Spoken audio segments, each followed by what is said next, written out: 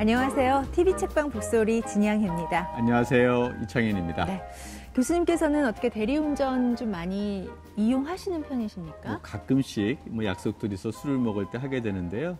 끝나고 나서 기사가 이렇게 차량 진입로 쪽으로 올라가는 모습을 보면 괜히 좀 안쓰럽다라는 생각도 하게 돼요. 네.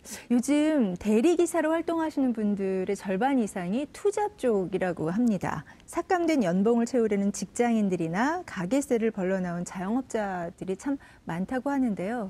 네. 아무래도 한 가지 일로는 생활을 좀 영위하기가 어려운 우리 사회를 좀 반영하는 게 아닌가 하는 생각합니다. 네. 저녁이 없는 삶, 이런 것들을 잘 대변하고 있다고 생각이 드는데요. 어쩌면 우리 시대의 아버지의 모습들이 고스란히 담겨 있는 게 아닌가 생각이 들고요. 오늘 소개할 책, 바로 이런 대리 기사에 대한 것입니다. 네, 대리 기사로 일한 경험을 바탕으로 우리 사회의 노동 문제를 날카롭게 꼬집고 있는 책입니다. 오늘의 주인공 화면으로 먼저 만나보시겠습니다.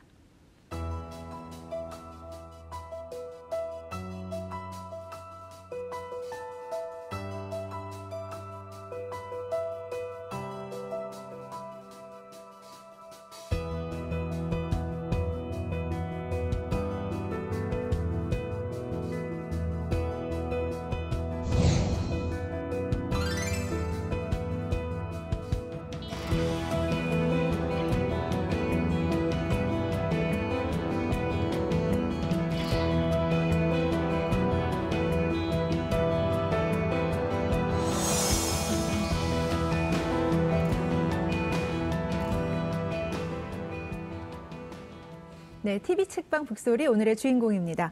대리사회 저자인 김민섭 작가 모셨습니다. 안녕하세요. 안녕하세요. 네, 안녕하세요. 네. 김민섭 작가라고 소개를 해드렸는데요. 필명이 있습니다. 309동 1201호. 네네. 예. 이름 대신 이렇게 필명으로 처음에 활동을 하신 이유가 있습니까? 왜냐하면 제가 대학원생 시절과 시간 강사 시절을 거의 모두 보낸 그 방의 그 호수거든요. 네. 학교에 그럼 무슨 연구실 번호입니까? 아니요, 제가 살았던 원룸에. 네, 그런데 그 책을 쓰기에 가장 어울리는 필명이겠다 싶어서 그냥 그다지 고민하지 않고 그것으로 골랐고, 네.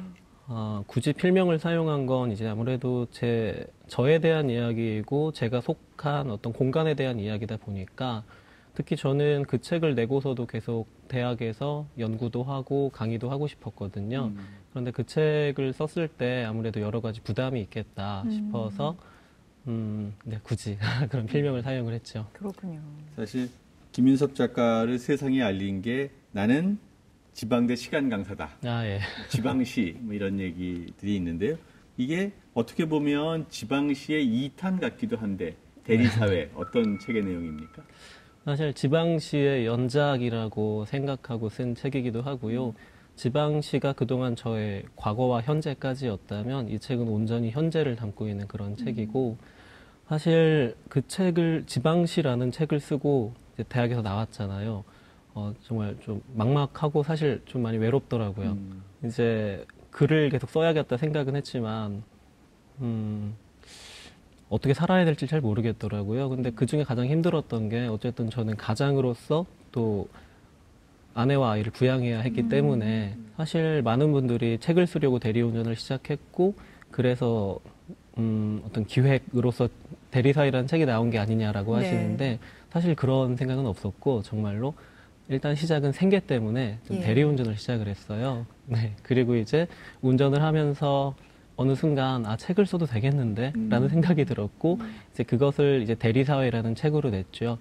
그래서 뭐 지방시라는 책에 그 이후 연작이라고 보셔도 좋을 것 같아요. 근데 저는 이게 확실한 어떤 그 결심의 작품이라는 생각이 드는 게요. 네. 필명으로 309동 1201호를 쓰셨고 이 필명으로 작업한 책이 많은 사람들의 호응을 얻었잖아요. 근데 이 필명이 갖고 있는 분명히 힘이 있을 텐데 그것을 내려놓고 본명으로 이제 활동을 시작하신 거잖아요. 네네.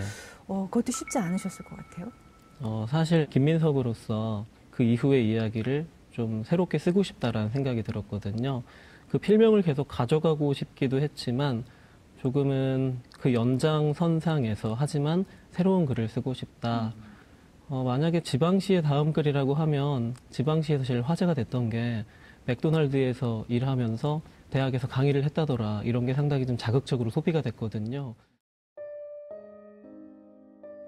맥도날드에서 일하게 된 것이 우연인지 필연인지 나는 아직 잘 모르겠다. 하지만 내가 대학과 이별하게 된 직접적인 계기가 된 것은 분명하다.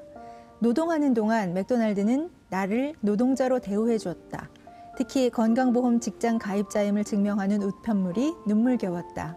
월급에서 꼬박 빠져나가는 14,000원으로 나는 처음 가족을 피부양자로 둘 수 있었다. 그 밖에도 아이의 돌잔치에 맥도날드의 명의로 축의금이 입금된다거나 명절이면 본사에서 나온 선물이 사물함에 들어있다거나 했다. 그럴 때면 나는 당황스러웠다. 언젠가 점장에게 저한테 왜 이렇게 잘해주나요? 라고 물었다. 그는 저희는 법을 지키는 것뿐이에요. 라고 간단히 답했다. 우문의 현답이었다. 월 60시간 노동하는 것으로 나는 법에 명시된 노동자의 권리를 모두 보장받았다. 노동하는 한 인간에게 허락되어야 할 그 당연한 감각을 대학에서는 한 번도 느껴보지 못했다. 그러니까 노동 현장으로서 그러니까 시간 강사 그리고 맥도날드의 아르바이트생 차이가 있습니까? 어떤 차이가 있습니까? 저희는 전자가 훨씬 좋을 것 같다라는 막연한 생각을 했는데 그게 많은 독자들에게는 충격이었던 것 같아요. 대학에서 강의하고 연구하는 건 정말 즐거운 일이었어요. 논문 쓰는 일도 좋았고 학생들과 함께 강의실에서 제가 배운 것을 이야기하고 저도 배우는 시간이었기도 했고 정말 좋았는데 맥도날드는 제가 물류하차 일을 했거든요. 상당히 힘든 일이었어요. 그래도 빼먹을 수 없었던 게 일주일에 제가 1시간이라도 지각을 하면 그 달에 건강보험이 보장되지 않으니까. 그런데 이상한 게 저의 가족의 어떤 사회적 안전망을 보장해주는 쪽이 대학이 아니라 맥도날드였던 것이죠. 그리고 노동하는 한 사람은 대한민국에서 근로기준법을 적용받고 어느 사회적 안전망을 보장받아야 한다라는 그 당연한 노동자로서의 감각을 대학에서 느껴본 적이 없는데 오히려 맥도날드에서 느끼게 된 거죠. 상당히 충격이었어요. 왜냐하면 대학이라는 공간은 제가 알기로 대한민국에서 아니 우리 사회에서 가장 합리적이고 상식적인 그리고 책임을 가진 공간이 되어야 하는데 왜 거리의 편의점이나 패스트푸드점에서도 노동자에게 보장하는 것들을 대학에서는 하지 않을까. 그때 처음으로 대학이라는 공간에 물음표를 가지게 된 거죠. 사실은 대학에 있는 사람의 입장에서 본다면 참 가슴 아픈 지적인데요. 어떻게 지식을 만드는 공간이 햄버거를 만드는 공간보다 부조리할 수 있을까?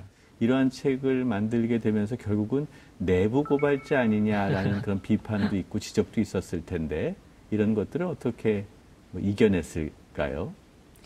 사실 전 이 책을 내부 고발이라고 생각한 적이 없거든요. 내부 고발이라기보다는 대한민국 고발이라고 생각했습니다. 왜냐하면 제가 있었던 공간은 대단히 평범한 사람들이 있는 공간이거든요. 강의하고 연구하면서 즐겁고 그것으로 자신을 증명하려는 성실한 사람들이 있었던 곳이고 저도 그 일원이었고 하지만 대한민국의 가장 평범한 공간에서 제가 받았던 여러 가지 처우 그것은 어떤 사적으로 들어온 것들이 아니거든요. 그건 시스템과 구조에 따라서 제가 그 공간에서 그러한 상황에 처했던 것이지 그래서 그러한 이야기를 쓰면서 이것은 대한민국의 모든 대학과 대학원이 가지고 있는 그러한 문제라고 생각을 했어요. 내가 특별히 그 공간에서 박복했던 것이 아니라 대한민국의 모든 대학의 대학원생, 젊은 연구자들은 지금 크든 작든 이러한 삶에 처해 있다라는 것이죠. 그래서 사실 내부 고발이라고 생각은 안 했는데 좀 그렇게 받아들이는 분들도 당연히 많이 계셨고 또 사실 내부 고발자라는 어떤 이름이 좀 붙어 있기도 하더라고요. 그거는 저는 좀 온당치 않다라고 생각합니다. 왜냐하면 가장 평범한 공간에 특별하지 않은 이야기를 했기 때문에 저는 지금도 저를 내부 고발자라고 생각하진 않아요. 차라리 대한민국의 고발자라면 그렇게 하고 싶어요. 네. 신자유주의의 끝단에 바뀌고 있는 게 대학이고 네네. 대학에서 노동자들이 사대보험을 보장받지 않고 아이들을 가르치고 있고 그 비중이 점점점 늘어나고 있다는 것은 우리가 반성하지 않으면 안 된다라는 생각이 드는데요. 자, 그러면 대리사회라는 게 이게 지방시의 연작이라고 아까 말씀을 하셨는데 이렇게 해서 대리기사가 된, 그러니까 즉 시간 강사에서 대리기사가 된 특별한 계기가 있었던 건가요? 대리운전은 일단 생계를 위해서 한 노동이지만 왜 하필 대리운전이냐라고 하면 제 삶이 마치 대리처럼 느껴졌거든요. 그러니까 저는 지방시에서 시간 강사와 대학원생 조교로서 보낸 그 시간을 유령의 시간으로 규정을 했거든요. 서류상에 존재하지 않는 곳곳에서 노동을 했지만 마치 유령처럼 존재하고 배회하는 그런 존재다라고 생각이 들어서 그런데 대학 바깥에서 다시 바라보니까 저는 그 안에서 저를 어떤 주체라고 믿었거든요. 그러니까 그 대학이라는 공간의 구성원이라고 믿었고 그런데 어떤 그 안에서 내가 어떻게 존재했을까? 타인의 욕망을 대리하는 어떤 대리인간으로서만 존재했던 게 아닐까? 나는 연구자야, 나는 뭐 학자야 이런 생각을 했던 그 욕망들을 실체가 없는 그 욕망들은 어디에서 왔을까? 뭐 그런 생각들을 했는데 그럼 대리라는 단어가 들어간 노동이 뭐가 있을까? 생각하다 보니까 대리운전밖에 생각이 안 나더라고요. 그렇죠. 근데 제가 운전을 좋아합니다. 네. 그 일을 하면서 새롭게 나를 규정할 수 있지 않을까? 대학에서 나오게 된 건 대학 바깥에도 강의실과 연구실이 있구나. 내가 마음먹기에 따라서 모두가 내 지도교수가 될 수도 있겠구나라는 생각을 하고 나온 것인데 대리운전이라는 노동도 그렇게 다가왔어요, 그때. 그렇다면 이 타인의 운전석에서 많은 사람들을 만나면서 난 나를 어떻게 새롭게 규정하게 될까? 그리고 타인의 운전석에서 바라보는 세상은 어떻게 비춰질까? 되게 설렜어요. 네. 그렇게 시작을 해서 이 책이 나오기까지 얼마나 그 대리기사로서 활동을 하신 거죠? 사실 6월하고 7월 초까지는 네. 그냥 일하느라 정신이 없었어요. 네. 일하고 새벽에 들어와서 그날 일한 것들을 그냥 간단히 정리를 하고 좀 자고 했는데 그때까지는 책을 내겠다는 생각이 없었거든요. 그런데 7월 어느 날 이제 운전석에서 내리는데 갑자기 이 사회가 거대한 타인의 운전석이 아닐까? 뭐 그런 생각, 그 한 줄이 명료하게 떠오르더라고요. 네, 네. 그 순간 그날은 운전을 마치고 집으로 왔어요. 그리고 대리사회라는 제목을 적고 7월 한 중순부터 쓰기 시작해서 4개월 동안 그때부터 대리운전을 하면서 여기저기에서 글을 썼죠. 예. 해장국집이나 뭐 분식집, 24시간 뭐 만두집, 해장국집이 많더라고요. 예. 우리가 상상하지 못한 어떤 그런 곳에. 예.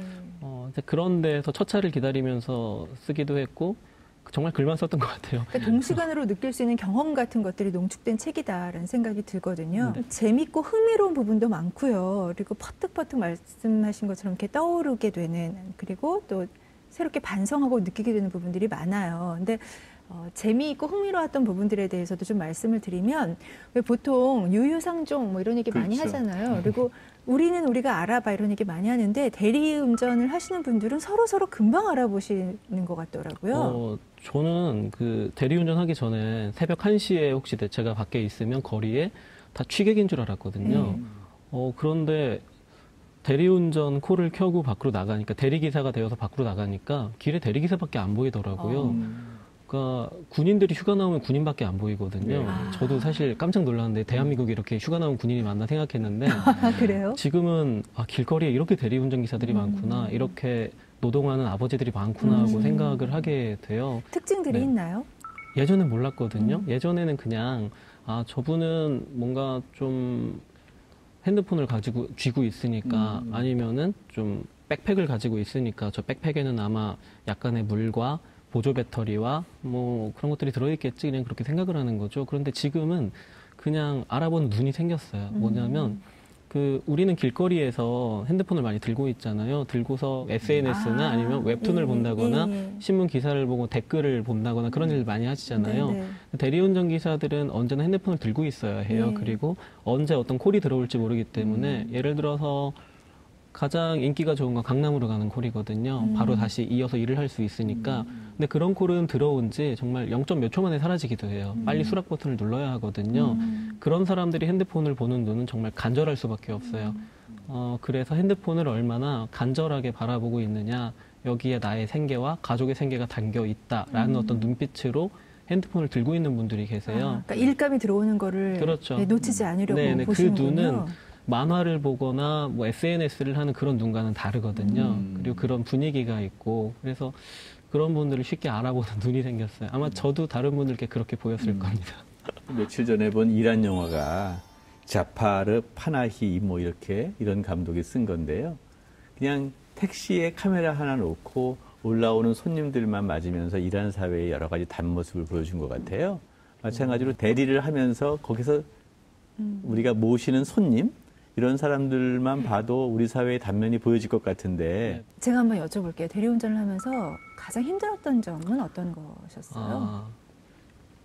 사실 손님을 대하는 게 가장 힘들어요. 그러니까 대하기보다도 콜이 들어오잖아요. 콜이 들어오면 그 손님한테까지 가는 10분 정도가 있는데 그 10분 동안 열심히 갑니다. 뛰기도 하고 걷기도 하고 가는데 그동안 이 손님이 제발 평범한 사람이면 좋겠다라고 생각해요. 그러니까 만났을 때 반말을 한다거나 하대를 한다거나 아니면 욕설을 한다거나 뭐 또 대리운전을 부르시는 분들은 99%가 만취 상태이기 때문에 여러 가지 각오를 하고 가는 거죠. 그런 것들이 힘든데 사실 그런 것들은 각오를 하고 가는 것이고 그것 이상의 일들이 벌어질 때가 많이 있더라고요. 제가 가장 절망적이었을 때는 한 2km 정도에서 손님이 저를 불렀어요. 2, 3km 떨어진 곳에서. 거기를 걸어가거나 뛰어갈 수는 없잖아요. 그럼 아마 다음 일을 할 수 없을 거예요. 그래서 택시를 탔죠. 콜이 왜냐면 저희 집으로 가는 콜이었고 그때가 새벽이었거든요. 그러면 나는 이 손님의 차를 타고 내 집 근처로 갈 수 있을 거야 생각하고 한 5,000원 정도의 택시비를 지불을 하고 또 밤이니까 할증도 붙습니다. 지불을 하고 갔는데 손님이 없는 거예요. 그는 전화를 받지 않았고 문자에도 답이 없었다. 그가 직접 호출 취소를 하지 않으면 내가 취소를 해야 하는데 그러면 나는 페널티를 받게 된다.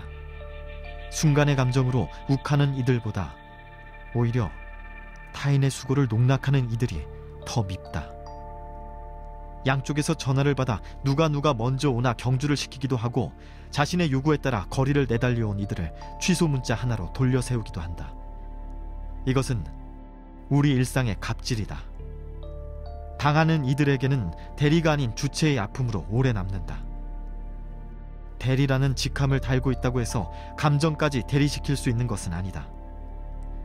비정규직이라고 해서 그 어떤 비정함으로 무뎌질 수 없는 것처럼 모든 인간은 주체로서 아파하고 주체로서 절망한다.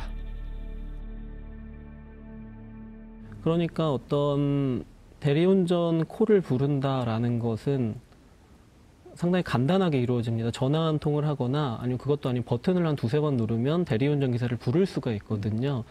근데 그 순간 저희는 많은 걸 좀 잊게 되는데 특히 나에게 오는 것이 한 사람이다. 기계가 아니라 사람이 오고 있는데 그 사실을 종종 잊게 되는 것 같아요. 내가 부른 대리기사들이 3명이다라고 했을 때 2사람은 거기에서 자신을 찾을 것 아니에요. 근데 그 사람들을 버려두고 그냥 가는 거죠. 근데 그런 일을 많이는 아니지만 종종 겪거든요. 나중에 상당히 허탈하죠. 얼굴 보면 뭐라고 한마디라도 해주고 싶고. 콜을 한다는 게 단순히 전화를 거는 게 아니라 어떤 사람과의 관계를 맺는 것인데 이제 네. 그런 것들인데 근데 사실 어떤 직접적인 것보다도 그 사람의 어떤 삶의 태도를 보았을 때 깜짝 놀라거든요. 어떤 노동자를 사람으로 잘 대하지 않는 분들도 많이 계세요. 이건 대리운전뿐 아니라 많은 곳에서 그럴 겁니다. 우리 사회의 어떤 갑질이라는 이름으로 네. 여기저기 회자되고 있기도 한데 한 번은 그러니까 저는 이 책에서 내가 몸의 주인이 아닌 것 같다 이런 얘기를 썼거든요. 네. 통제받는 몸에 대해서. 근데 뭐 저의 눈, 코, 입, 귀 같은 것도 저의 것이 아니다라고 느끼게 되었는데 한 번은 아 입도 나의 입이 아니구나. 뭐냐면 어떤 손님이 제 또래였어요. 30대 회사원이었는데 친구랑 둘이 타고 저희 편의점에 좀 내려주세요 하더니 편의점에서 껌을 그 좀 통에 든 자일리톨 큰 거 있잖아요. 그 3개를 사오시는 거예요. 저는 굳이 3개를 사오실까. 친구랑은 2명인데 그럼 나를 주려나? 그냥 태도에 대해 고마운 거죠. 근데 그 손님이 오더니 웃으면서 친구한테 요즘 편의점은 다 2+1이더라고. 이러면서 이제 친구한테 자 너 하나 먹어 하고 하나 주는데 2개가 남잖아요. 굳이 뭐라고 했냐면 껌이 3개인데 사람이 2명밖에 없는데 어떡하지? 내가 하나 더 먹어야겠네. 이런 얘기를 하는 거예요. 그러니까 굳이 여기에 사람이 2밖에 없네라고 할 필요는 없는 거잖아요. 그렇죠. 어떠한 그런 삶의 태도들, 그러니까 노동자나 어떤 사람을 대하는 삶의 태도들이 더 오래 기억에 남는데 가장 기억에 남는 손님도 그래요. 어떤 경찰 공무원이셨는데 어디지? 도봉구 쪽에서 일하시는 경찰 공무원 같으셨는데 되게 그 의협심이 남다른 분이었어요.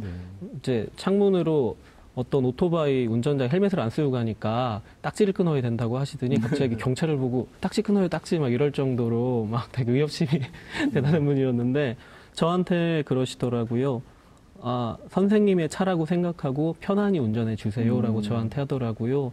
근데 그 공간은 당연히 저의 공간이 아니잖아요. 제가 위축되고 소외될 수밖에 없는 공간이고, 그런데 그 손님은 저를 한 사람의 노동자가 아니라 한 사람의 주체로서 그 자리에서, 그러니까 갑의 자리에 있는 사람이 을의 자리에 있는 사람을 자신의 언어로서 끌어올려주는 일이거든요. 근데 그러한 손님은 제가 수백 명을 만났지만 단 한 명이었거든요.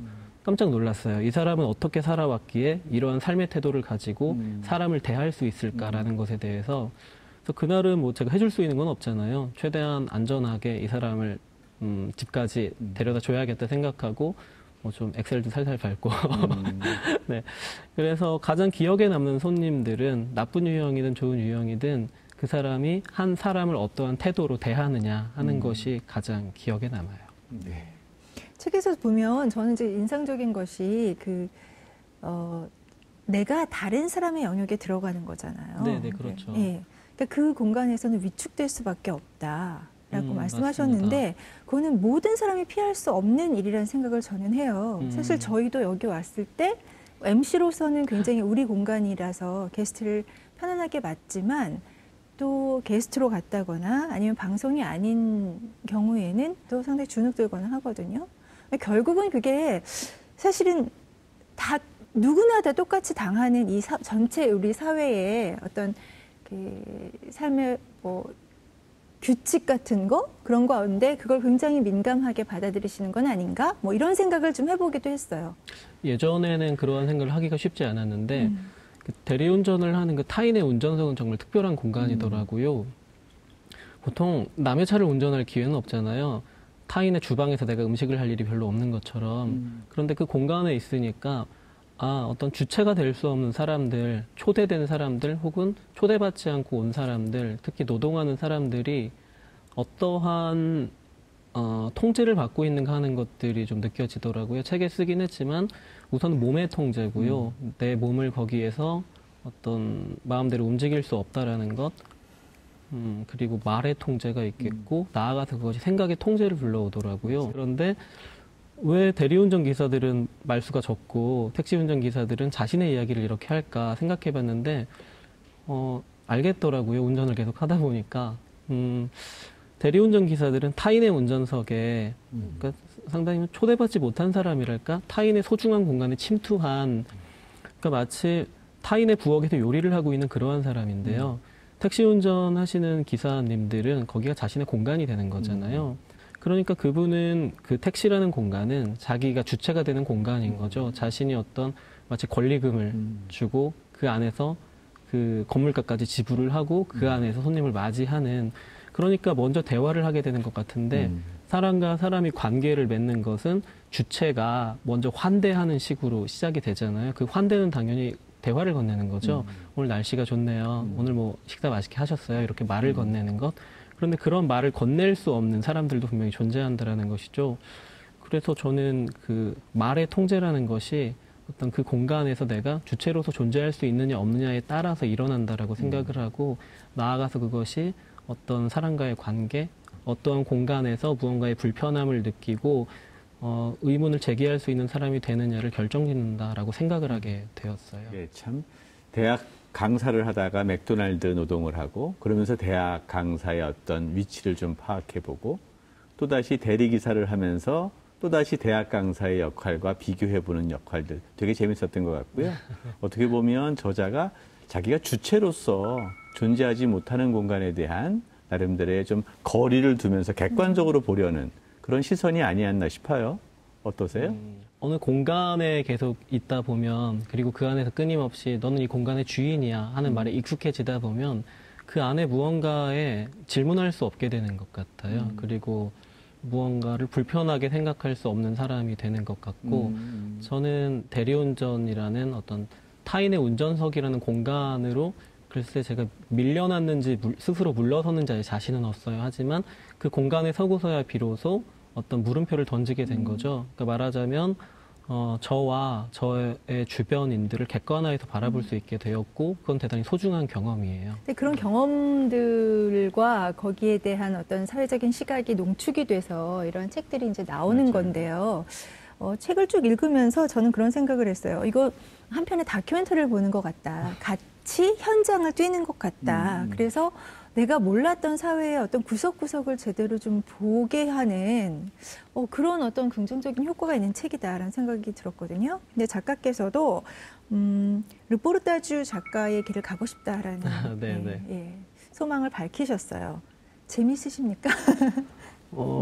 사실 재미가 없다 하면 거짓말인데 재미도 있었고요. 근데 재미보다는 예를 들면 손님이 코를 부르면 최대한 빨리 도착해야 되잖아요. 근데 처음에 제가 걷다 뛰다 했거든요. 처음에 코를 받고. 근데 손님이 전화가 와서 왜 이렇게 안 와요, 아저씨? 하더라고요. 근데 불과 3분이 지났었거든요. 그때 3분 만에 갈 수는 없는 거잖아요. 그럼에도 불구하고 내가 마실 나오거나 운동 나온 게 아니라 이건 노동이구나 하는 생각을 하고 뛰기 시작했고 노동은 정말 노동이더라고요. 근데 제가 찾은 즐거움과 재미는 어떤 대리운전을 하는 게 생각보다 재밌네, 독특한 경험이네 하는 것이 아니라 그것을 하면서 만난 사람들, 그리고 새롭게 발견하게 된 저 자신과 사회에 대한 것들이 많이 있었고, 또 제가 언제 새벽 3시에 화장터에서 집에 돌아오려고 해보겠습니까? 한 번은 화장터에 떨어지기도 했고, 한 번 수목원 근처로 가기도 했거든요. 근데, 저는 아니었는데 어떤 아저씨가 강목을 들고 내려오시더라고요. 좀 무섭잖아요. 근데 대리기사 선배셨거든요. 근데 여기 들깨가 자주 출몰하기 때문에 나랑 같이 내려가자고 강목이 필요하니까 하나 주스라고 이렇게 말씀을 하시더라고요. 제가 언제 그런 경험을 또 해보겠습니까? 그리고 무엇보다 르포르타주 작가라는 의도한 건 아니지만 그런 이름을 많이 붙여주시더라고요. 또 장강명 작가께서도 그렇죠. 르포르타주 작가가 새롭게 어쨌든 사회에 나온 것 같다라는 말씀으로 추천사를 써주셨는데 좀 많이 부담이 돼요. 르포르타주란 과연 무엇일까 싶어서. 그런데 맥도날드이든 대학이든 아니면 대리운전이든 제가 한 노동들이잖아요. 전 앞으로도 노동하는 한 사람으로 살아갈 것이고 또 그리고 반드시 노동을 글로 쓰는 것이 르포르타주가 아닌 것 같아요. 그냥 나의 삶을, 나의 주변을 그리고 우리 사회를 쓰는 모든 일은 르포르타주가 된다라고 생각을 하거든요. 기획하고 계신 글이 있으실 것 같아요. 네. 있어요. 사실 쓰고 싶은 글은 너무나 많은데 제가 또 깜냥도 안 되고 사실 계약 몇 개를 안 하기로 생각했던 게 둘째 태어났잖아요. 이게 육아를 아내에게만 맡길 수도 없는 거고 지금도 아내가 많은 부분을 책임지고 있고 해서 도무지 또 책 쓴다고 염치가 없더라고요. 근데 어쩌다 보니 또 쓰고 있습니다. 쓰고 있는데 제가 길에서 본 것들은 노동과 사람들이거든요. 그런데 그러면서 또 새롭게 본 것들이 노동의 언어들이거든요. 그러니까 우리 노동자들이 그리고 평범한 우리들이 어떠한 언어에 통제받고 있는가를 좀 그냥 몸으로 느끼게 됐어요. 또 한번 제가 화장실에 그러니까 새벽 3시인가에 어떤 기업의 화장실에 들어갔거든요. 이제 대리기사들이야 어디서든 볼일을 봐야 하니까. 그런데 그 화장실에서 나오는데 그 기업의 사훈이 붙어 있더라고요. 그 들어가는 문 앞에. 근데 그 사훈의 1번이 뭐였냐면 우리는 남들보다 2배 더 열심히 일한다였고 2번이 우리는 남들보다 2배 더 빨리 출근한다 이런 것들로 계속 쭉쭉쭉 채워져 있는 거예요. 보면서 저는 좀 무서웠어요. 그런데 이 공간에 있는 사람들은 이 사훈을 보면서 어떤 생각을 할까? 그리고 이것을 당연하다고 생각할까? 아니면 좀 거부감을 가지고 있을까? 아니면 이것을 강요하는 위치에 서 있을까? 많은 생각이 들었거든요. 그러면서 지금까지 우리를 통제해온 언어들이 있다는 생각이 들었어요. 그래서 저는 지금 우리 주변의 언어들을 좀 수집해 보려고 하고 있습니다. 예를 들면 우리가 어떤 기업들을 줄 세우기 잘하잖아요. 기업이 얼마나 많은 돈을 벌었을까, 얼마나 많은 이익을 냈을까, 그리고 노동자들에게 연봉 순위도 이렇게 나오고. 하지만 저는 단 한 번도 그 기업은 어떠한 언어로 그 노동자들을 통제하고 있을까 예컨대 그 기업의 사훈은 무엇일까? 혹시 우리가 아는 대기업들의 사훈, 신입사원들은 당연히 자기소개서를 쓰면서 보기 싫어도 보게 되는 것이지만 곧 들어가서 잊게 되는 것이거든요. 근데 저희는 우리 사회에 많은 몇백 대 기업, 이런 기업들이 어떠한 사훈으로 그들을 통제하고 있는지 알지 못하거든요. 그리고 또 구인 공고 같은 것들을 보면 우리가 아는 많은 기업들이 있잖아요. 특히 거리에 대기업들이죠. 패스트푸드점들 아니면 뭐 편의점들, 화장품 가게들 그러한 서비스 업종에서 사람을 뽑을 때 어떤 언어로 뽑고 있는가, 그들이 사용하는 품위는 무엇인가, 용모 단정은 무엇인가, 어떤 그러한 언어들이 우리들을 어떻게 통제하고 있는가, 뭐 사훈, 가훈, 교훈, 급훈 정말 많은 자기 자신의 훈들이 있잖아요. 그래서 제가 그것들을 르포르타주의 언어로서 그 훈의 언어들을 한번 좀 글로 써보고 싶다라고 지금 생각하고 있고 쓰고 있어요. 네, 제 생각에는 뭐 한 3분의 2는 쓰신 것 같아요. 그렇죠. 말씀으로도 예. 이렇게 말씀을 하시는 거 보면 이미 사실은 예. 대학을 나가서 사회를 바라보는 게 사회가 너무나 중요한 우리 사회학 연구의 대상인데 문학을 한 사람이 되게 언어에 대한 센스가 있어서 훈에 대한 이야기를 쓴다라는 생각이 들고요. 언어가 사실 사람을 통제하는 기능이 되게 강하잖아요. 그래서 기업이 어떻게 직원들을 말로 통제하는가 이런 것들은 그 다음 책이 훨씬 더 베스트셀러가 되지 않을까 생각도 드는데요. 고맙습니다. 앞으로 뭐 근데 이런 거 계속하면서도 대리기사는 계속 하실 건가요? 사실 제가 대리운전이든 맥도날드든 무엇이든 해야겠다라기보다는 그때 제가 생계를 위해서 우연히 다가온 것들이거든요. 근데 그러한 것들을 앞으로도 좀 놓치지 않으려고 해요. 그래서 대리운전은 뭐 간헐적으로 하고 있어서 어떤 분은 이 TV를 방송을 보시고 대리운전 기사를 호출했을 때 저를 만나거나 아니면 저를 만난 대리기사들을 많이 만나시게 될 겁니다. 그리고 어떤 노동이든 저에게 찾아온 것들을 하다 보면 또 그것이 하나의 저를 규정하는 우리 사회를 바라보는 하나의 글이 되지 않을까 기대하고 있어요. 네. 네. 아마 그 많은 작품들을 위해서라도 쉬지 않고 그럼요. 여러 가지 그 노동 현장에서 일을 하고 계시고 또 그 현장에서 느끼는 것들을 저희한테 알려주실 것 같다는 생각을 합니다. 기대하겠습니다. 저희 프로그램의 이제 마지막 질문입니다. 네. TV 책방 북소리 공식 질문은요. 내 인생의 한 구절입니다. 예. 김민섭 작가가 가슴에 담고 있는 한 구절 있으시면 나눠주셨으면 좋겠습니다. 사실 되게 고민했거든요. 인생의 한 구절이라 하니까 너무 고민이 되는 거예요. 함부로 말하면 안 될 것 같고. 제가 고등학교 때 문학 선생님이 정희성 시인이셨거든요. 네. 저문강의 사불시크로 유명하신 네. 그걸 낭독해 준 일이 있으세요. 근데 정말 왜소한 노인이 들어왔는데 저희는 그때까지 저 사람은 누구지 하고 있었는데 시를 낭독하시는데 정말 쩌렁쩌렁 그리고 막 눈에서 빛이 나오시더라고요. 저희가 다들 압도되어서 낭독이 끝나고 일어나서 박수를 쳤어요. 그 남고 고등학생들이 말도 안 되는 일이잖아요. 물론 박수치고 곧 다시 쓰러져서 자는 친구들이 많이 있었지만 근데 그 선생님께서 되게 수줍은 얼굴로 새로운 시집이 나왔다고 시를 찾아서라는 시집을 갖고 들어오신 일이 있거든요. 그때 타지말이라는 시를 낭독해 주셨는데 그 시가 그때 많은 고등학생 그들에게 그리고 특히 저에게도 많은 좀 영향을 줬거든요. 그 시 중에 한 구절이 아직도 제 좀 인생의 한 구절로 남아 있는데요. 그 선생님께서 타지마할을 보고 오셔서 쓴 시예요. 그런데 아름다운 이여 나는 가난하여 시의 작은 집을 짓네 라는 구절이 있었거든요. 타지마할. 무굴 제국 황제 샤자한이 20년 넘는 세월 바쳐 사랑하는 이를 위해 지은 황홀한 무덤 타지마할. 아름다운 이여 나는 가난하여 시의 작은 집을 짓네.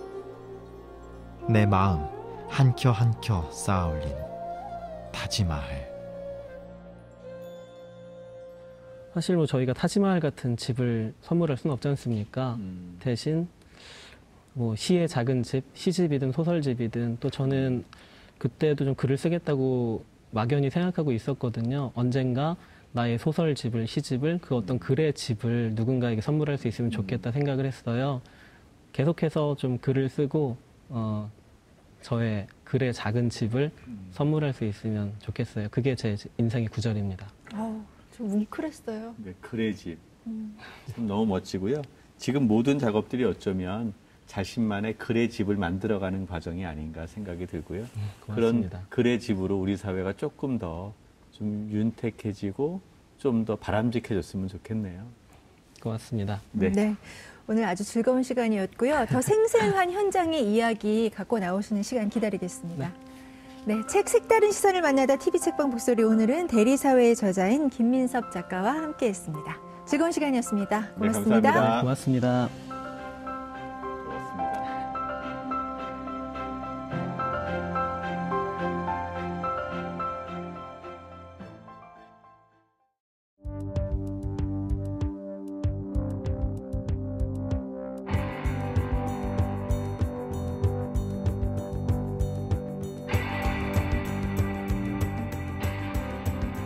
대리사회는 대학에서 시간 강사로 일하다가 대리기사가 되어 대한민국을 바라본 현장 보고서입니다.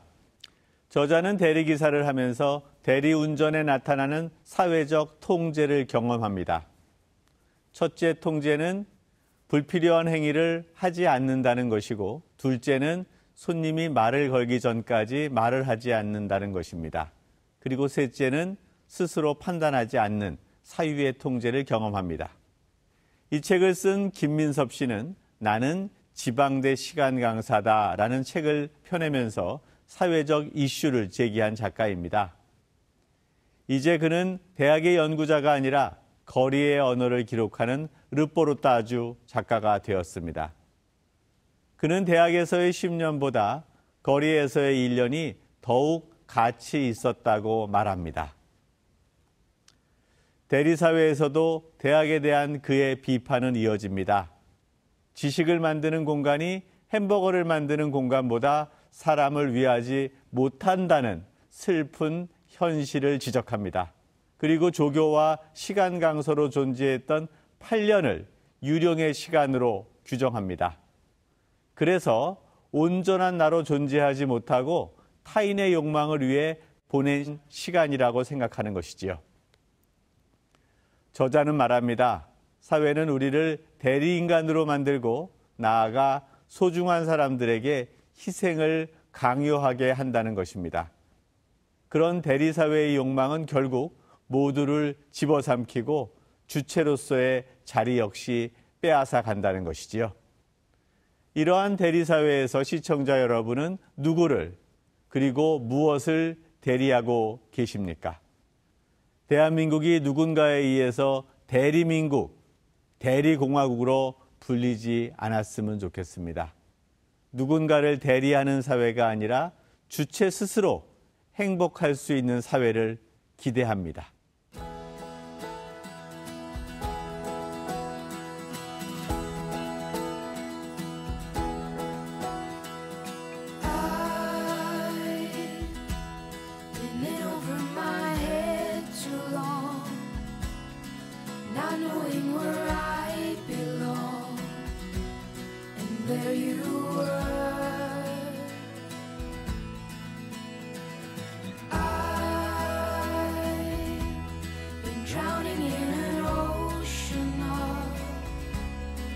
Feelings that I bear